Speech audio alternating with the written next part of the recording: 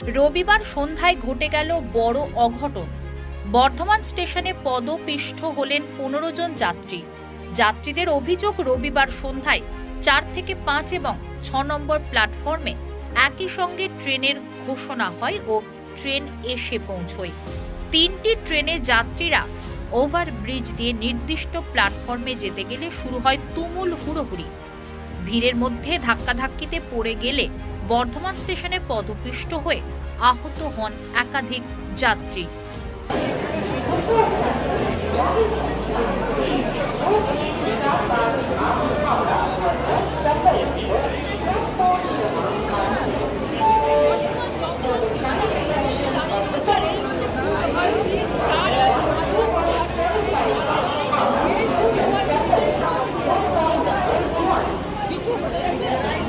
পদপিষ্ট হয়েছে।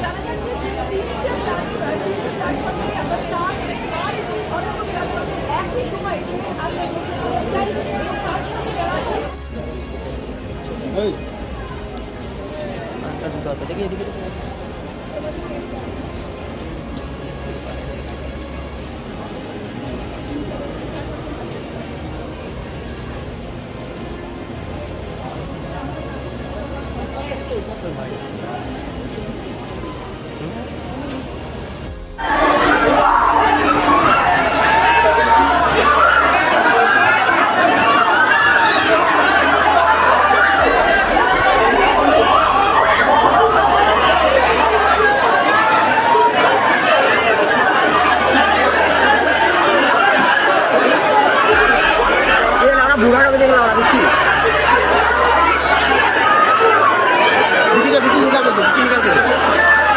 নিকাল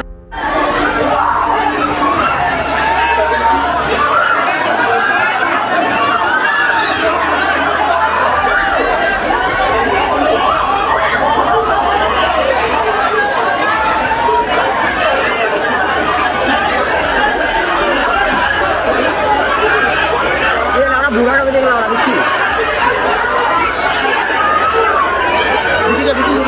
নিকাল